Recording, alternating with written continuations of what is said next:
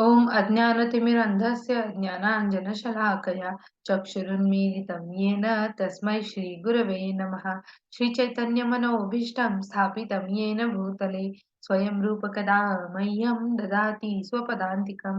हे कृष्ण करुणा सिन्धो दीनबन्धो जगत्पते गोपेश गोपकान्ता राधाकान्ता नमोऽस्तुते। तप्तकाञ्चन गौरङ्गी राधे वृन्दावनेश्वरी वृषभानुसुते देवी प्रणमामि हरिप्रिये। नमः ॐ विष्णुपादाय कृष्णपृष्ठाय भूतले श्रीमते भक्ति वेदांत स्वामिन इति नामिने। नमस्ते सरस्वते देवे गौरवाणी प्रचारिणे निर्विशेष शून्यवादी पाश्चात्य देश तारिणे। जय हो श्री कृष्ण चैतन्य प्रभु नित्यानंद श्री अद्वैत गदाधार श्रीवासादि गौर भक्त वृंद। हरे कृष्णा कृष्णा कृष्णा हरे हरे हरे रामा राम राम हरे हरे। हरे कृष्णा। तर वाचनाला सुरुवात करण्याआधी प्रभू श्रीकृष्णांना वंदन करूया, शतशः नमन करूया आणि त्यांच्या चरणी आत्मसमर्पण करूया. श्री राधा गोविंदाच्या चरणी नतमस्तक होऊया आणि त्यांचा आशीर्वाद घेऊया. श्रीला प्रभुपादांच्या चरणी नतमस्तक होऊया आणि त्यांचा आशीर्वाद घेऊया. नामनिष्ठ दास प्रभूजींना वंदन करूया आणि माझ्या प्रेरणा पूजा माताजी, मनीषा माताजी आणि अन्वया माताजी यांना वंदन करून आज आपण आपल्या अध्ययनाची सुरुवात करूया. तर इस्कॉन श्री राधा गोविंद टेम्पल मंगलुरू यांच्या श्रीकृष्ण या पुस्तकाच्या वाचनामध्ये तुम्हा सर्वांचं स्वागत आहे. तर आज आपण आपला 13वा आणि 14वा अध्याय घेणार आहोत. मी आधी सगळ्यांना म्यूट करते आणि मग कोणाला वाचायची इच्छा असल्यास तुम्ही हँड रेज करू शकता.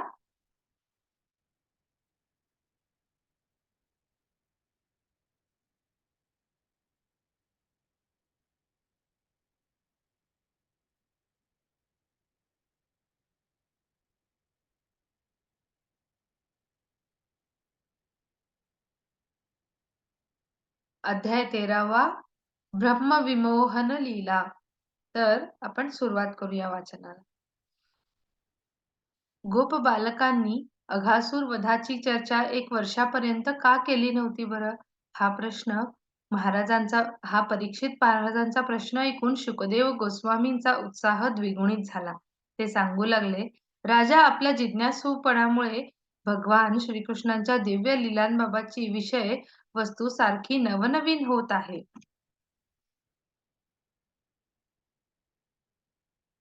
असे म्हटले आहे की आपले मन, शक्ती, वाणी, कर्ण हे सदैव श्रीकृष्णांबाबतच्या श्रवण कीर्तनात संलग्न करणे हा भगवत भक्तांचा स्वभाव असतो.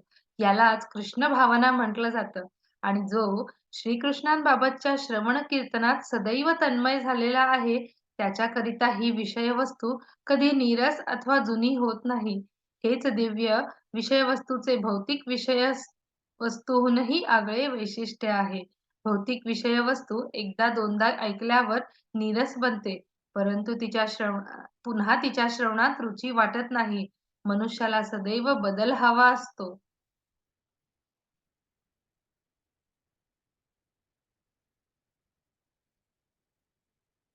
मनुष्याला सतत बदल हवा असतो, परंतु दिव्य वस्तूविषयी मात्र नित्य नवया नवनव नवनवायमान असते. याचा अर्थच असा की भगवंतांविषयी सदैव कितीही श्रवण आणि कीर्तन केले असले तरी त्यात कधीही थकवा येत नाही. उलट त्यामुळे मनुष्याचा उत्साह वाढतो आणि त्याला अधिकाधिक श्रवण करावेसे वाटते. आध्यात्मिक गुरुचे हे कर्तव्य आहे की त्यांनी जिज्ञासू आणि प्रामाणिक शिष्याला सर्व रहस्यमय विषय समजावून सांगावेत. आणि अशा प्रकारे शुकदेव गोस्वामींनी अघासुर वधाच्या घटनेची चर्चा 1 वर्षापर्यंत का केली नव्हती याचे रहस्य स्पष्ट करून सांगण्यास सुरुवात केली. ते परीक्षित महाराजांना म्हणाले, आता हे रहस्य ध्यानपूर्वक ऐका. श्रीकृष्णांनी अघासुराचा वध केला. 'आणि त्याच्या मुखातून आपल्या मित्रांना वाचविले. त्यानंतर ते सर्व गोप बालक यमुना काठी आले. त्यावेळी श्रीकृष्ण त्यांना म्हणाले, "प्रिय मित्र हो, पहा तर खरे, हा मऊ वालुकामय यमुना काठ खेळण्यासाठी आणि भोजन करण्यासाठी किती सुरेख आहे. येथे जमुना जळात कशी सुंदर कमळे फुललेली आहेत आणि त्यांचा सुगंध कसा दरवळला आहे ते पहा. हे पक्ष्यांचे कूजन, मयुरांची कोकावली, वृक्षवेलींतून उमटणारी पानांची सळसळाट आणि त्यांचा परस्पर उमटणारा प्रतिध्वनी, या सर्वांचा मधुर संमिश्र स्वर या वृक्षवल्लीने निर्माण केलेल्या देखाव्याच्या सौंदर्यात अधिकच भर टाकणार आहे. आता या फारच उशीर झाला आहे. आपल्याला भूक देखील लागली आहे. तेव्हा आपण येथेच भोजन करूया. आपण वासरांना पाणी पाजून आपल्या जवळच ठेवूया. म्हणजे आपण न्याहारी करीत असताना ते येथे कोवळ्या कुरणात आनंदाने चालतील." श्रीकृष्णांचा बेत ऐकल्यावर सर्व गोप बालकांना अतिशय आनंद झाला आणि ते म्हणाले, "निश्चित, निश्चित, निश्चित आपण येथेच बसून भोजन करूया." त्यांनी वासरांना कोवळे मऊ गवत खाण्यासाठी सोडले. तदनंतर श्रीकृष्णांना मध्यस्थानी ठेवून ते सर्व त्यांच्या भोवताली बसले. त्यांनी घरून आणलेल्या आपापल्या शिदोऱ्या सोडल्या. श्रीकृष्ण गोपबालकांच्या रिंगणात मध्यावर बसले होते. सर्व मुले श्रीकृष्णाकडे मुख करून बसली होती. ते सर्वजण श्रीकृष्णांना समोरासमोर अखंडपणे पाहण्याचे सुख घेऊ लागले. अशा प्रकारे जेव्हा ते सर्व भोजनासाठी बसले होते, तेव्हा त्यांची शोभा एखाद्या कमळ फुलाप्रमाणे दिसत होती. सर्वांच्या मध्यावर बसलेले श्रीकृष्ण कमळकर्णिके समान दिसत होते.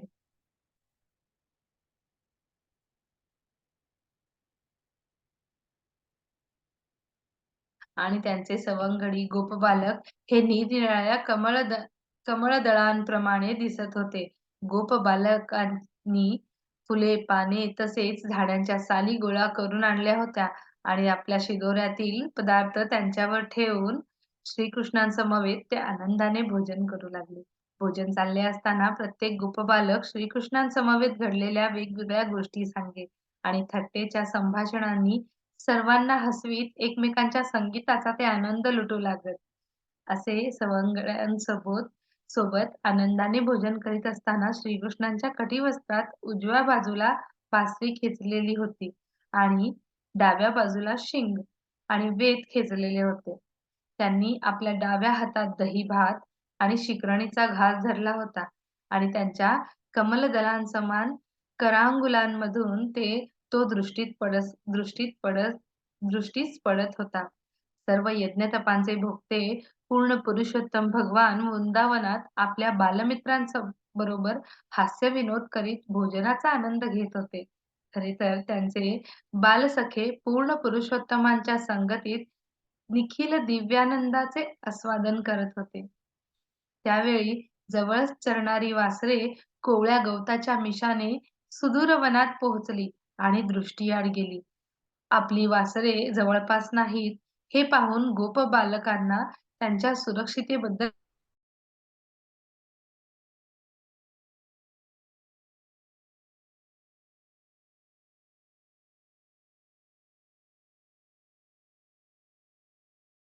सॉरी नेटवर्कचा काहीतरी प्रॉब्लेम होता त्याच्यामुळे हे झालं वाटतं. मी पुन्हा शेअर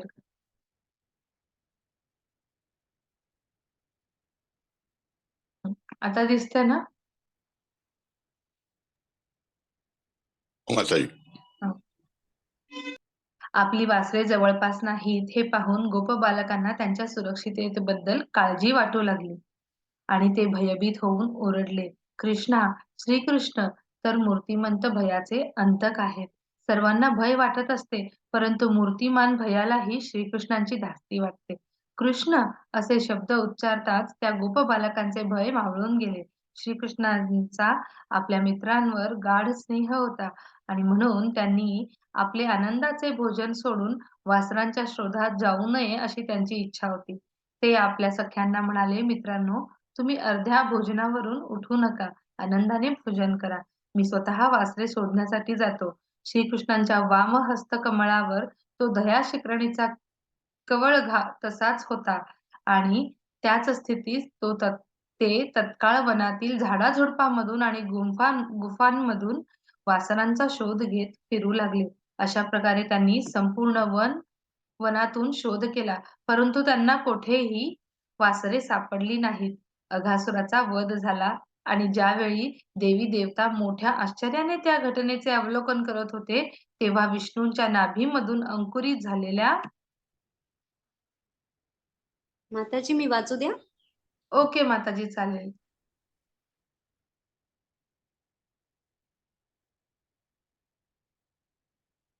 सुरू करा ना माताजी. हरे ओके. कृष्ण. हरे कृष्ण. श्रील प्रभुपाद की जय. कमळावर प्रकट होणाऱ्या ब्रह्मदेवांचे देखील तेथे आगमन झाले होते आणि हे लहान बालक कृष्ण असे अद्भुत कृत्या कसे करू शकले याबाबत त्यांना अतिशय अचंबा वाटले होता. हे लहान गोप बालक स्वयं पूर्ण पुरुषोत्तम भगवान असल्याचे त्यांना सूचित करण्यात आलेले होते. तरी त्यांना अजूनही भगवंताच्या दिव्य लीला पाहण्याची इच्छा होती आणि म्हणून त्यांनी आता सर्व वासरे लपवून ठेवली. इकडे श्रीकृष्ण वासरांच्या शोधात वनात गेले असता ब्रह्मदेवानी यमुना काठी येऊन गोप बालकांचे देखील अपहरण केले आणि त्यांना दुसरीकडे लपवून ठेवले. त्यामुळे श्रीकृष्णांना वनातून सर्वत्र शोध करूनही वासरे सापडली नाहीत आणि जेव्हा ते यमुनेच्या तीरावर आपल्या मित्रांकडे परत आले तेव्हा त्यांना तेथे एकही गोप बालक दिसला नाही. ते आता आपल्या गोप सावंगड्यांनाही हरवून बसले होते. एका गुराखी मुलाच्या रूपाने श्रीकृष्ण ब्रह्मदेवांच्या तुलनेत अगदी नग्न होते, परंतु ते पूर्ण पुरुषोत्तम आहेत आणि नगण्य होते नगण्य होते, परंतु ते पूर्ण पुरुषोत्तम आहेत आणि ब्रह्मदेवानीच सगळी वासरे त्यांच्या बरोबर सर्व गोप बालकांचे अपहरण केले असल्याची त्यांनी खचितच जाणले. त्यांनी विचार केला, ब्रह्मदेवांनी सगळ्या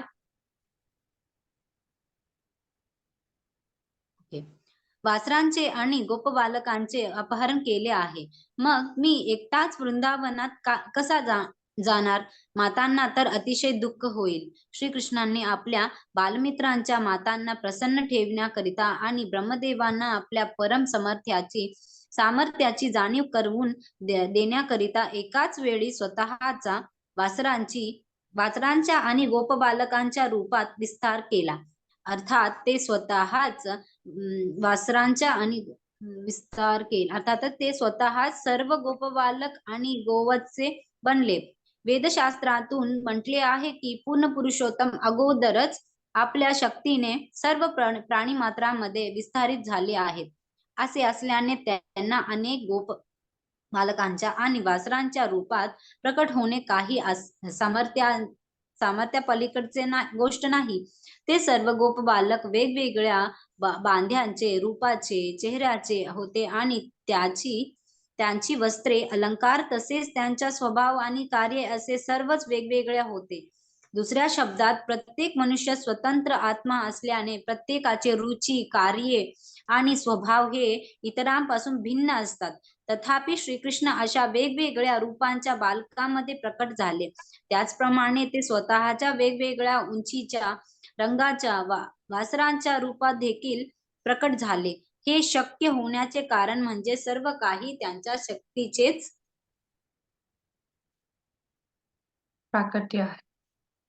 प्राकट्य आहे. विष्णू पुराणात परस्य ब्राह्मणः शक्तीही असे म्हटले आहे. आम्ही या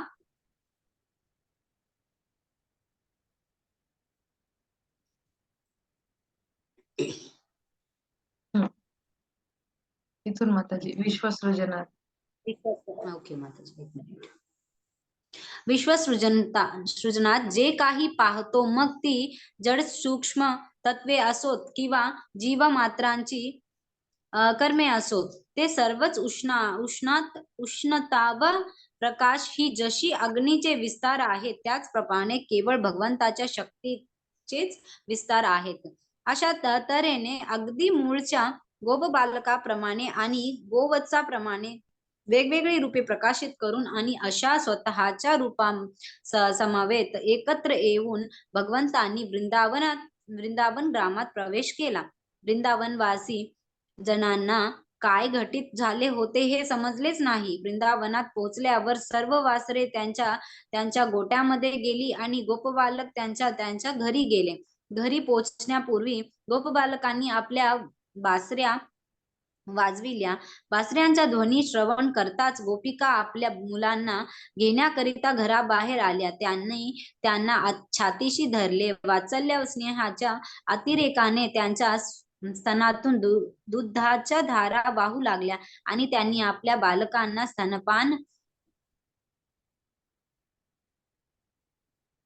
स्तनपान करविले. एक मिनिट मी दाखवते इथं. ओके, हा दिसला. हा. वस्तुतः त्या आपल्या बालकांना स्तनपान करवित नव्हत्या, तर आपल्या बालकांच्या रूपाने प्रकट झालेल्या साक्षात पूर्ण पुरुषोत्तमांना स्तनपान करवित होत्या.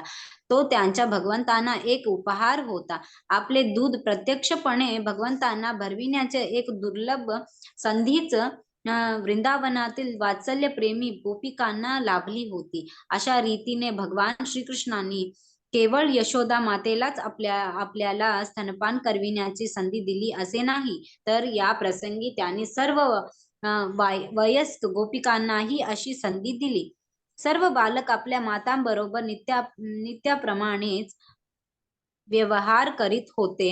त्यांच्या मातांनीही संध्यासमयी घरी येताच आपापल्या मुलांना स्नाने घातली. त्यांना तिलकांनी आणि अलंकारांनी सजविले आणि दिवसभरच्या श्रमाअंती त्यांना प्रेमाने पोटभर जेवण दिले. दिवसभर दूर कुरणातून चरणाऱ्या गायी संध्याकाळी घरी आल्या आणि आपल्या हंबारवाने आपापल्या वत्सांना बोलवू लागल्या. वासरे तत्काळ आपल्या मातांकडे जाऊन दुग्धपान करू लागली. त्या प्रेमाने आपल्या वात्सांना चाटू लागल्या. ही वासरे आणि बालके मुळातच त्या वृंदावनातील गायी गोपिकांची स्वतःची अपत्ये नव्हती. तरीही त्यांच्या वासरांवरील आणि गोपबालकांवरील आपल्या प्रेमाच्या नात्यात काही बदल झाला नव्हता. उलट त्या गायी गोपिकांच्या आपल्या अपत्यावरील स्नेह स्वाभाविकपणे अतिशय गाढ होत गेला. वस्तुतः वृंदावनातील त्या गायीचे आणि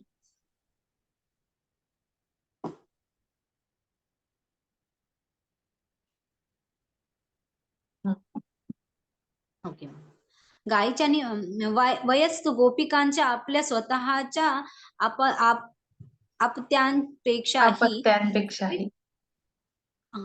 अपत्यांपेक्षाही श्रीकृष्णावर अत्याधिक प्रेम होते. परंतु या प्रसंगानंतर त्यांचे आपल्या अपत्यांवरील प्रेम तात्काळ वृद्धिंगत झाले. आता त्या श्रीकृष्णाप्रमाणेच त्यांच्यावर प्रेम करू लागल्या. संपूर्ण एक वर्षापर्यंत श्रीकृष्ण त्या गोपबालकांच्या आणि गोवत्सांच्या रूपाने वृंदावनात आणि पुरणातून उपस्थित राहिले. भगवद्गीतेत सांगितल्याप्रमाणे श्रीकृष्ण परमात्मा हे अशा अंशविस्तार रूप सर्व प्राणी मात्रांच्या हृदयात स्थित आहे.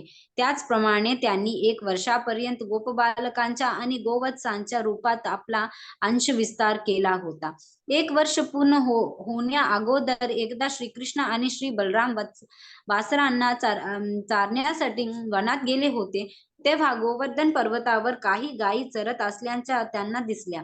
गोवर्धनाच्या पायाशी दरीत मुले वासरांना चारीत असताना गायीची नजर त्यांच्यावर गेली आणि अचानक आपल्या वासरांवर नजर जाताच त्या वासरांकडे धावत सुटल्या. त्या मागचे आणि पुढचे पाय जुळवून उड्या घेत खाली चालल्या. त्या आपल्या बद्दलच्या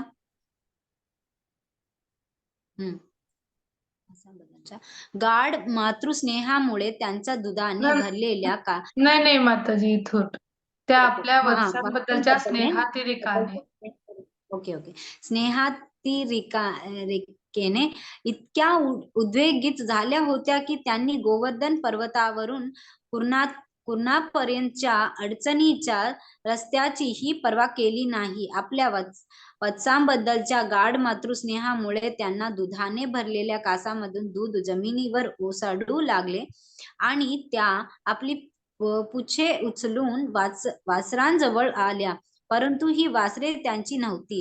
गोवर्धन पर्वताच्या पायाशी चरणारी ही वासरे त्यांच्या वासराहूनही काहीशी मोठी होती आणि कुर्णातील गवत खाऊन समाधानी असलेली ही वासरे गायीची कासामधून पितील अशी अपेक्षा नव्हती. तथापि गायी त्यांच्याकडे धावत आल्या आणि त्यांना चाटू लागल्या. वासरेही विनाविलंब त्यांच्या कासामध्ये दूध पिऊ लागली. त्यावेळी गायी वासरे एकमेकांच्या दृढ स्नेहबंधनाने बद्ध असल्याचे प्रत्यास येत होते.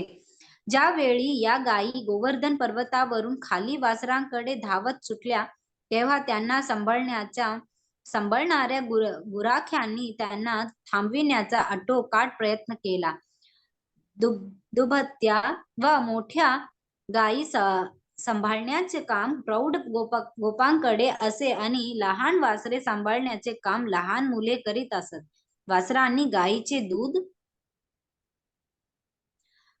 पिऊ नये यासाठी शक्यतो त्यांना गायीपासून वेगळे ठेवण्यात येत असे. परंतु गोवर्धन पर्वतावर चरणाऱ्या गायींनी जेव्हा पायथ्याशी चरणारी वासरे पाहिली,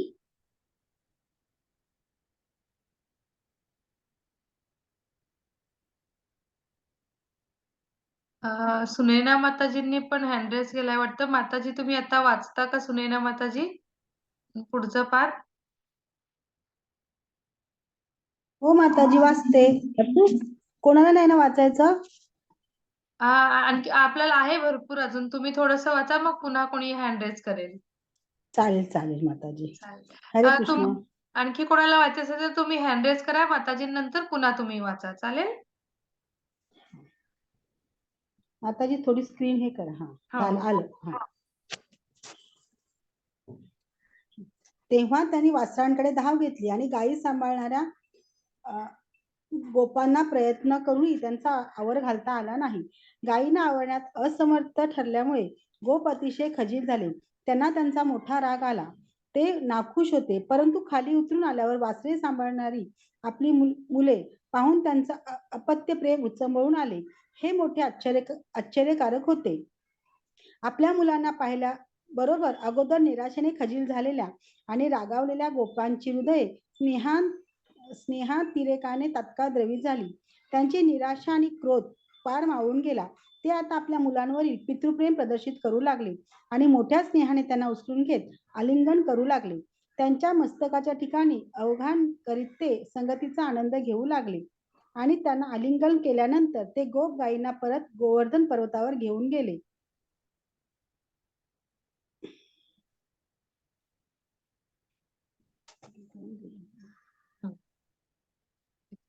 वाटेवर त्यांना वाटेवर त्यांना सारखे आपल्या बालकांचे स्मरण होत होते आणि नेत्रातून अश्रू येत होते. बलरामाने जेव्हा गायी वसते आणि पिता पुत्रातील अशी अद्भुत स्नेहाची देवाणघेवाण पाहिली, तेव्हा अशी असामान्य गोष्टी कशी घडली याचा त्यांना अचंबा वाटला. कारण वस्तुतः त्या मुलांकडे आणि वासरांकडे इतके लक्ष देण्याची आवश्यकता नव्हती, परंतु त्यांनी आपापसात प्रदर्शित केलेले प्रेम खचितच असामान्य होते. सर्वच वज्रवासी जनांच्या कृष्णांवर जसा प्रगाढ स्नेह होता, तसे स्नेह ते आपल्या मुलांविषयी प्रकट करू लागले होते आणि गायी देखील आपल्या वस्तांवर श्रीकृष्णासारखेच प्रेम करू लागल्या होत्या. हे सगळे पाहून बलरामाने निर्णय केला की हा स्नेह प्रदर्शनाचा अद्भुत प्रकार जो घटित झाला आहे, त्याला एकतर देवी देवता अथवा एखाद्या शक्ती संपन्न मनुष्य कारण आहे. त्यानेच आपल्या शक्तीचा चमत्कार केला असावा, अन्यथा असा चमत्कार बदल का घडावा? अखेर तो या निर्णयावर पोहोचला की या चमत्कारिक बदलाचा निश्चितच आपण ज्यांना आपले उपास्य भगवंत समजतो ते श्रीकृष्णच कारण आहे. त्यांनी विचार केला, हे सर्व श्रीकृष्णांचे कृत्य आहे आणि मला त्यांची गुरुशक्ती समजणे शक्य नाही. अशा रीतीने सर्व वासरे आणि गोप बालक हे श्रीकृष्णाचे अंश विस्तार असल्याचे बलरामांच्या लक्षात आले. भगवान बलरामांनी श्रीकृष्णांकडे वस्तुस्थितीबाबत पृच्छा केली. ते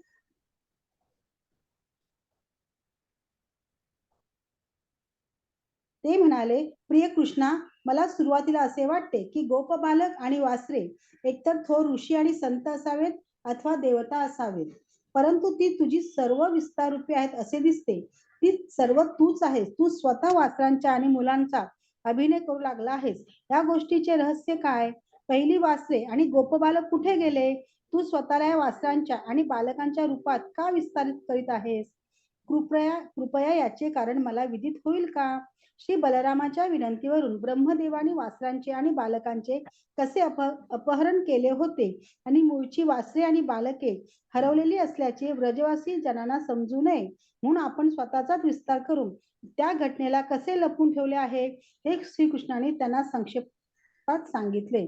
श्रीकृष्ण बलरामाचे असे संभाषण चालत असताना ब्रह्मदेव एका क्षणाच्या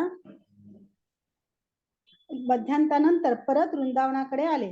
तेथे एक क्षण म्हणजे ब्रह्मदेवांच्या आयुर्मर्यादानुसार समजावा. भगवद्गीतेतून आपल्या ब्रह्मदेवांच्या आयुष्य मर्यादेची माहिती मिळते.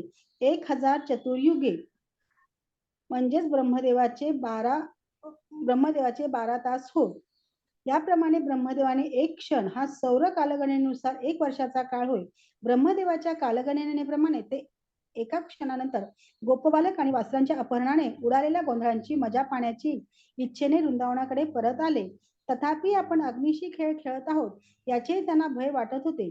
श्रीकृष्ण आणि त्यांचे स्वामी होते आणि त्यांचे मोजे खातर श्रीकृष्णांच्या सवंगड्यांचे आणि गोवस्तांचे अपहरण करून खोडकरपणा केला होता. ब्रह्मदेव खरोखर काय घडले हे पाहण्यासाठी उत्सुक होते म्हणून त्यांनी फार काळ वाट पाहिली आणि ते क्षणात परत थोडी स्किन ते क्षणात परत आले. वृंदावनात आल्यावर ब्रह्मदेवाने तेथे पूर्वीप्रमाणे सर्व वासरे आणि श्रीकृष्णासोबत क्रीडा करणारे गोपबालक दिसले. त्यांनी त्या सर्व गोपबालकांचे आणि गोवस्तांचे अपहरण करून त्यांना योग शक्तीच्या प्रभावाने निद्राधीन करून लपून ठेवले होते आणि त्यांची त्यांना मनोमन पूर्ण खात्री होती. तथापि आता मात्र हे गोपबालक आणि गोवस्ते अगदी तशीच दिसत होती. ब्रह्मदेव विचार करू लागले, मी सर्व गोपबालकांचे आणि गोवस्तांचे अपहरण केले होते आणि ते अजूनही निद्रिस्त असल्याचे मला माहित आहे. मला आता त्याच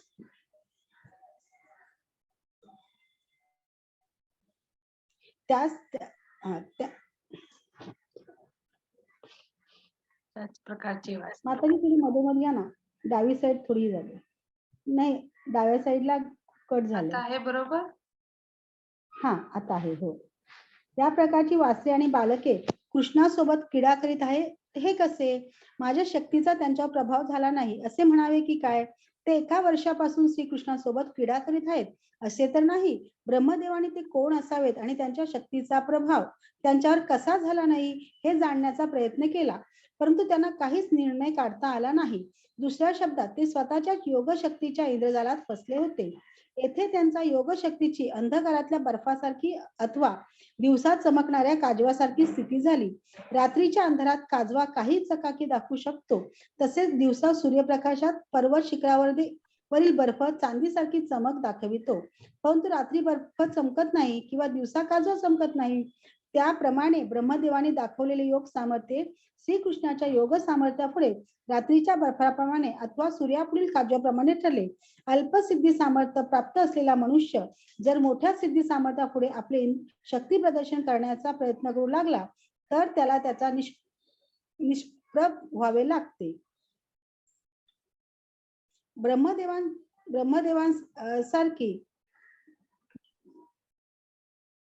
ब्रह्मदेवांसारखीच भगवान श्रीकृष्णासमोर योग सामर्थ्य प्रकट करण्याच्या प्रयत्नामुळे हास्यास्पद स्थिती झाली आणि ते स्वतःच्या योग सामर्थ्याबाबत स्वतः संभ्रमित झाले.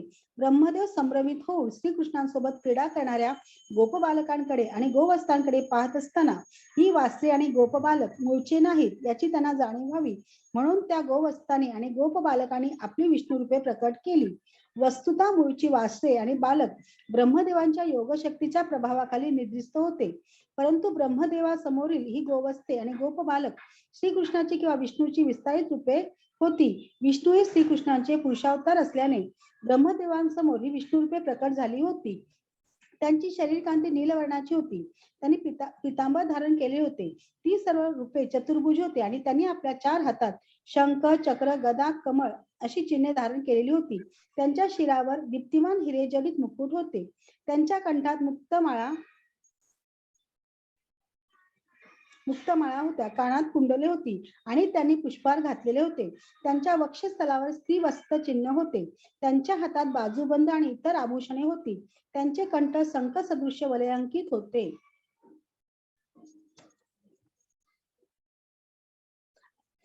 त्यांचे चरण नूपुराने सुशोभित होते. त्यांच्या कमरेला सुवर्ण मेखल्या होत्या. करांगुले रत्नाच्या अंगठ्याने सुशोभित होते. तसेच प्रत्येक विष्णूच्या संपूर्ण देहावरील चरणकमलांपासून ते मस्तकांपर्यंत ताजी तुळशीपत्रे आणि पुष्पकलिका उधळलेल्या होत्या. त्या विष्णू रूपांकडे एक विशेष लक्षण होते की ती सर्व रूपे दिव्य सौंदर्याने संपन्न होती. त्यांचे स्मित चांदण्याप्रमाणे होते आणि दृष्टिपात सूर्योदयाप्रमाणे होता. केवळ आपल्या नेत्र कटाक्षाने ते तमोगुण आणि रजोगुणांचे उत्पत्ती करते आणि पालन करते असल्याचे दिसत होते. विष्णू सत्वगुणांचे आधिपत्य करणारे आहेत. ब्रह्मदेव रजोगुणांचे आणि शिव तमोगुणांचे आधिपत्य करणारे आहेत. विश्वसृजनातील सर्व गोष्टींचे पालन पोषण करणारे म्हणून विष्णू हे ब्रह्मदेवाचे आणि भगवान शिवांचे देखील उत्पत्ती करते आणि पालन पोषण करते आहेत. या विष्णू रूपानंतर ब्रह्मदेवानी तेथील एकसारखे अनेक ब्रह्मदेव, शिव आणि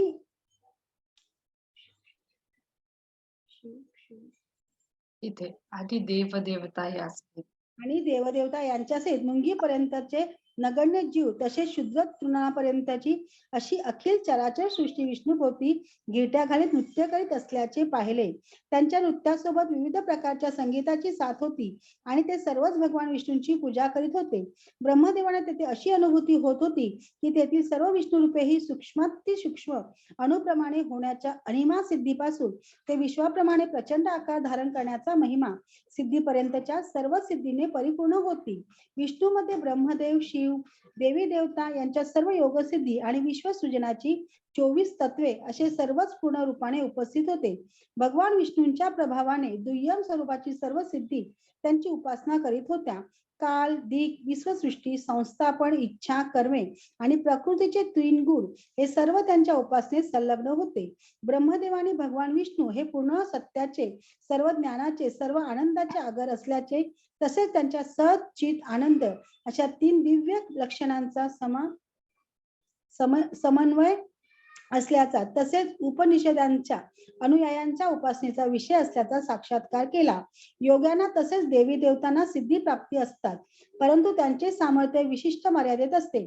तथापि जी वासरे आणि गोपबालक आपले रूप पालटून विष्णू रूपात प्रकट झाले होते, तो मात्र अशा योग्यांना किंवा देवी देवतांना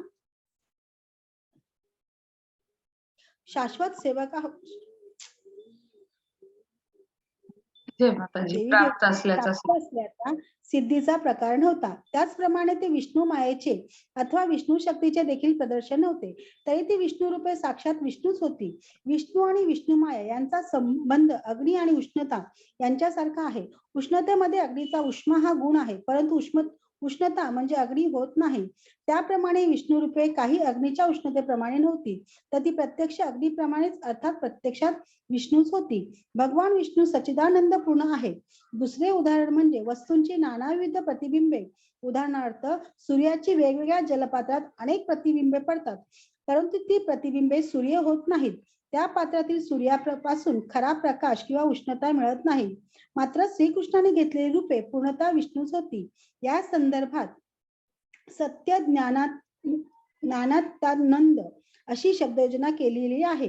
अर्थात ही रूपे ही सत्य, ज्ञानमय, अत्यंत अनंत आणि आनंदमय अशी आहेत. पूर्ण पुरुषोत्तम भगवंताची रूपे परम महान आहेत. उपनिषदांचे निर्विशेषवादी अनुयायी त्यांना जाणण्यापर्यंतच्या ज्ञानाच्या स्तरावर पोहोचू शकत नाहीत. खरोखर दिव्य भगवत रूपे निर्विशेष वाद्यांच्या पोहोचण्याच्या पलीकडे आहेत, कारण त्यांना उपनिषदांच्या अध्यायातून केवळ परम सत्य हे जड तत्वात्मक नाही अथवा भौतिकांचे बद्ध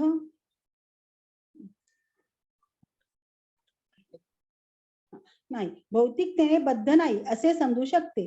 श्रीकृष्णाच्या विष्णू रूपातील विस्तारावरून ब्रह्मदेव आपल्या मर्यादित सामर्थ्याने जाणू शकले की या विश्वसृष्टीतील चराचर वस्तू परम पुरुषोत्तमाच्या शक्तीच्या विस्ताराने अस्तित्वात राहतात. ब्रह्मदेव जेव्हा आपल्या एकादश इंद्रियांच्या कक्षेतील मर्यादित कर्तृत्वांच्या मर्यादित शक्तीत आणि चेतनेत खजील होऊन तिष्ठत राहिले, तेव्हा त्यांना अनुभूती होत होती की ते देखील भौतिक शक्तीच्या हातातील एक कठपुतली आहे. कठपुतलीला स्वतःचे होऊन स्वतंत्रपणे नाचण्याचे सामर्थ्य असत नाही. ती खेळ करणाऱ्या मालकाच्या आदेशाने नाचत असते. त्याप्रमाणे देवी देवता आणि जीव मात्र असे सर्वच पूर्ण पुरुषोत्तम भगवंताच्या अधीन आहेत. चैतन्य चरित्रामृत म्हटले आहे की एकमात्र श्रीकृष्ण स्वामी आहेत आणि इतर सर्व त्यांचे दास आहेत. अखिल जगात भौतिक प्रभावाच्या लाटांखाली आहेत आणि जीव मात्र तृण पात्राप्रमाणे पाण्यात तरंगत आहेत. त्यामुळे त्यांच्या अस्तित्वासाठी सतत संघर्ष चालू आहे. तथापि मनुष्याला आपण पूर्ण पुरुषोत्तम भगवंतांचे शाश्वत सेवक आहोत ही जाणीव होताच या माया अस्तित्वासाठी चाललेला संघर्ष तात्काळ थांबतो. भगवान ब्रह्मदेव त्यांचे विद्यादेवीवर पूर्ण अधिपत्य आहे. त्यांना वैदिक ज्ञानातील सर्वश्रेष्ठ अधिकारी मानण्यात येते. पूर्ण पुरुषोत्तम भगवंतांनी प्रकाशित केलेले असमान सामर्थ्य जाणण्यात असमर्थ ठरल्याने पूर्णपणे भ्रांत झाले. या लौकिक जगातील ब्रह्मदेवांसारखी अधिकारी व्यक्ती देखील भगवंताच्या योग सामर्थ्याला समजण्यात समर्थ नाहीत. त्यांचे सामर्थ्य जाणणे तर सोडाच, पण श्रीकृष्णाने त्यांच्या समोर जी लीला प्रदर्शित केली होती ती पाहून ते पूर्णपणे गोंधळून गेले होते. श्रीकृष्ण विष्णू रूपांचा प्रकाश करीत होते आणि स्वतःला गोपबालक आणि गोवस्थात रूपांतरित करीत होते. या गोष्टी कशा घडू शकतात हे समजण्यात असमर्थ झालेल्या देवांची श्रीकृष्णांना दया येऊन त्यांनी पूर्णपणे विष्णू रूपे प्रकट केली आणि योगे मायेचे आवरण दूर केले. भगवद्गीतेत म्हटले आहे की योग मायेच्या आवरणामुळे भगवंत अवृत्त असल्याचे सामान्य नजरेला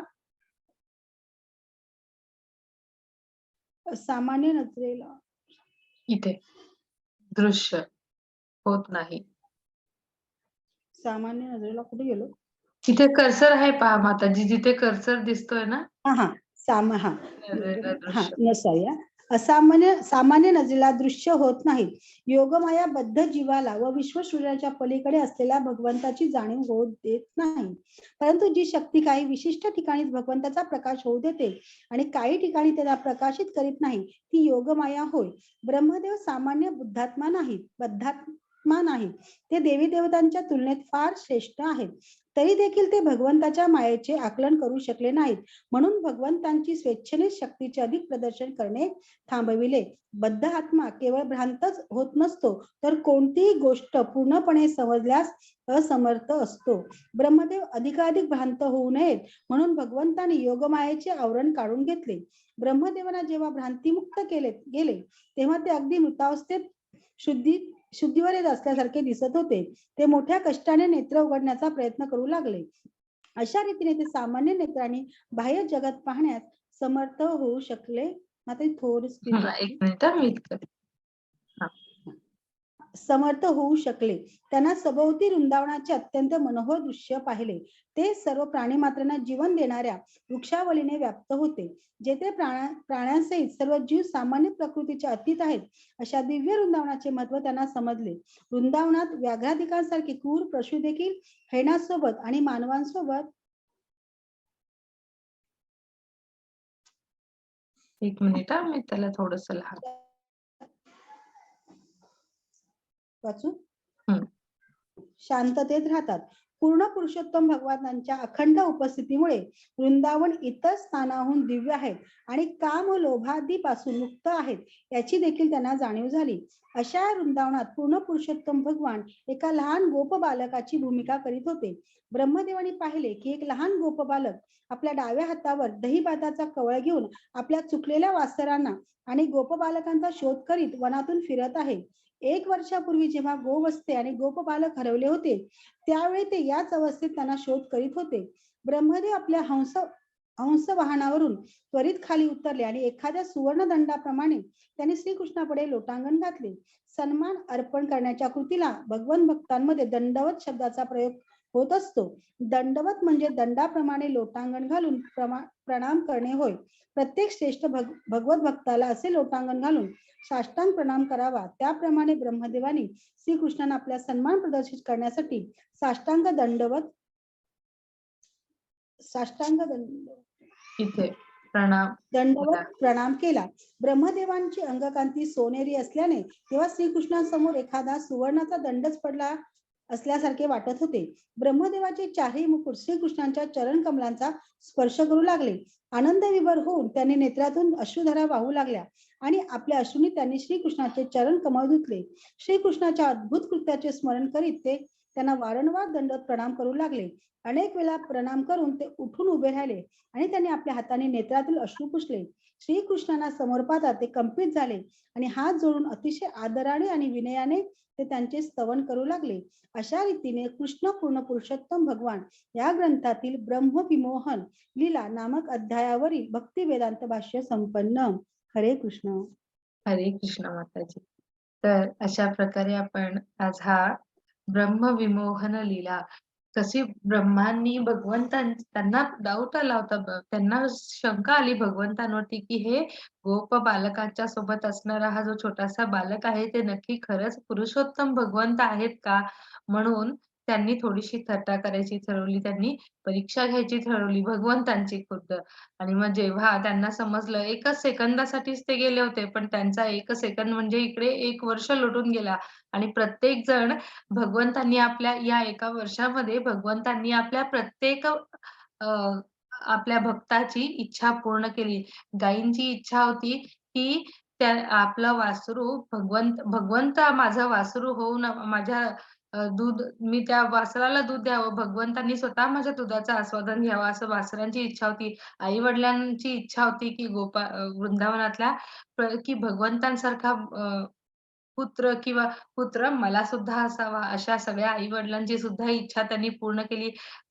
ज्या वासरांची इच्छा होती, की गायी भगवंतांसारखे माझ्या गायी हे माझे जे गायी आहेत, माझी जी माता आहे, ते भगवंत माझी माता बनावेत कधीतरी. अशा त्या गायी छोट्या वासरांची इच्छा सुद्धा भगवंतांनी पूर्ण केली आणि वासरू बनून गायींची इच्छा पूर्ण केली. अशा प्रकारे भगवंतांनी या लीलेमध्ये आपल्या प्रत्येक प्रेमळ भक्ताची प्रत्येक छोटी-छोटी इच्छा त्यांनी पूर्ण केली.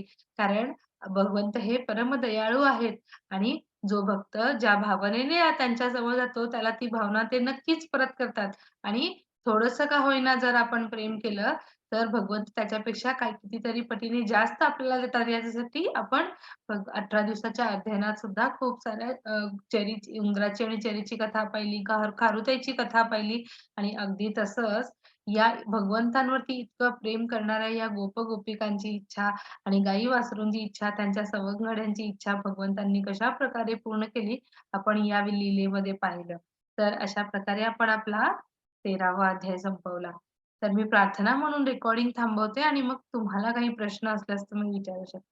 वाञ्छाकल्पतरुभ्यश्च कृपा सिन्धु एव च पतितानां पावनेभ्यो वैष्णवेभ्यो नमो नमः. हरे कृष्ण.